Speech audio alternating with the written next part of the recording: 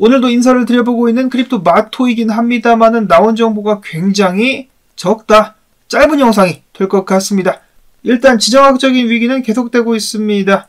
이스라엘이 이번에는 헤즈볼라의 상징이라 볼 수 있는 리더인 나스랄라를 제거했다는 소식이 나오기도 했었고, 다시 한번 미국을 찾은 우크라이나의 젤렌스키, 바이든을 설득해가지고 80억 달러 지원을 추가로 받는데 성공을 합니다.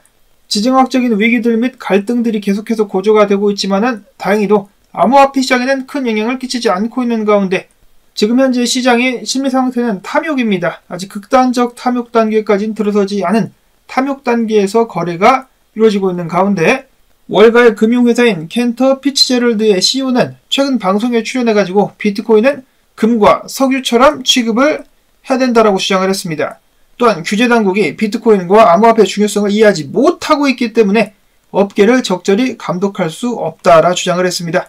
앞으로 5년 내로 은행과 전통 금융기관들이 비트코인 거래와 스탁을 허용받을 것이다 라고 예측을 하기도 했었는데, 만약에 트럼프가 대통령이 당선이 되게 된다면 5년까지 걸리지 않을 수가 있겠죠.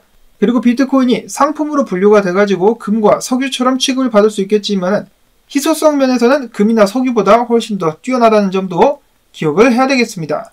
즉 정해진 물량이 있기 때문에 먼저 집은 사람이 임자다. 블랙락의 고객들 같은 경우는 이를 너무나 잘 알고 있는 것 같습니다. 계속해서 비트코인을 사서 모으고 있는 블랙락, 그리고 특히 어제는 현물 ETF에 막대한 자금이 흘러 들어왔다고 하는데요. 무려 4억 9,400만 달러나 흘러 들어왔습니다. 자산 내역을 살펴보시면은 돈나무 언니의 21 아크시어스에서 2억 310만 달러, 블랙락에서 1억 1,080만 달러, 피델리티에서 1억 2,360만 달러 등등이 유입이 되었습니다. 어마어마한 금액이 계속해서 흘러 들어오고 있는데, 여러분도 아시다시피 반감기 이후에 비트코인 채굴량은 반으로 줄었죠. 비트코인이 매일 채굴되는 양에 비해 가지고 비트코인에 대한 수요가 훨씬 더 높기 때문에 이런 추세가 계속되게 된다면 정말로 이번에야말로 공급 충격 한번 발생할 수 있지 않을까. 그리고 이더리움 현물 ETF도 순유입을 기록을 했습니다. 총 5,862만 달러, 피델리티에서 4,250만 달러가, 그리고 블랙락에서는 1,150만 달러가 순유입이 되었습니다. 그리고 앞에서 비트코인이 금과 같이 취급이 돼야 된다는 주장이 있었는데, 이와 마찬가지로 비트코인 차트가 금 차트를 따라가게 될 것이다 라고 기대를 거는 사람들도 많이 있죠. 제키스라는 분석가 역시 뭐라고 이야기를 하고 있느냐, 앞으로 상품들이 10년 동안 떡상을 하게 될 것이다. 흔히 말하는 상품들의 슈퍼사이클이 시작됐다라고 이야기를 하면서 비트코인이 금 차트를 따라서 상승을 하게 될 것이다. 많은 사람들이 과매수가 됐으니까 혹은 시장이 환희차가지고 그 자리부터 이제 가격이 떨어지게 될 것이다 라고 예측하지만은 비트코인은 그런 모든 것을 무시하고 쭉 상승할 것이다 라고 굉장히 희망적인 분석을 남기기도 했었습니다. 그리고 몇 년 전부터 사람들이 기대를 했었던 것이 있지 않습니까? 만약에 비트코인이 정말로 금과 같은 움직임을 보이게 된다면 현물 ETF 승인 후에 금 ETF 승인 후 금이 움직였었던 것과 똑같이 움직일 수 있을 것이다.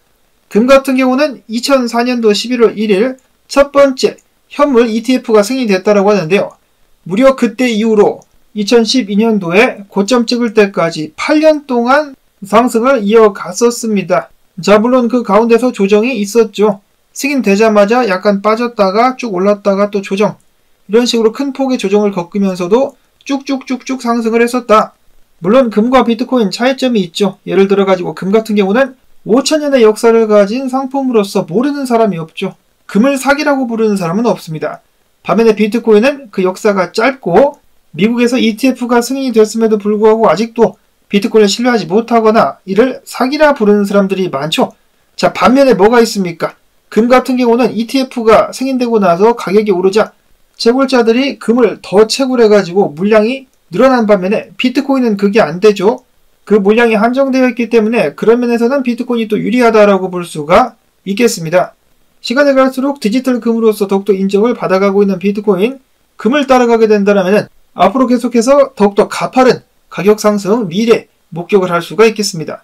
다음으로는 어제 짜오짱퐁이 출소해가지고 첫 번째로 트윗을 남겼는데, 그 트윗은 바로 다름 아닌 GM, 굿모닝이라는 트윗을 남겼다라고 합니다.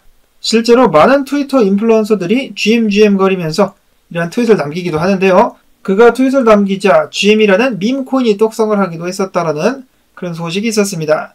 자, 그리고 짜오짱펑의 출소와 더불어가지고 새로운 밈코인이 등장을 했는데 그 이름은 바로 베이비 BNB라고 합니다. 가격이 쭉쭉 오르고 있다라고 하네요. 여기저기서 밈코인 가지고 잔치가 벌어지고 있는데요.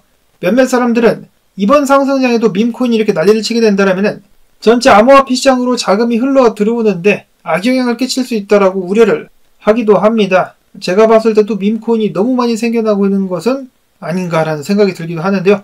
밈코인들 때문에 암호화폐 시장의 발전이 더뎌지는 그런 일은 없었으면 좋겠습니다. 이렇게 해가지고 짧은 영상 저는 여기서 인사를 드리도록 하겠습니다. 그나마 도움 되셨다면 광고 틀어주기 오늘도 부탁을 드리면서 저는 다음에 새로운 소식 가지고 인사를 드리도록 하겠습니다. 안녕히 계십시오.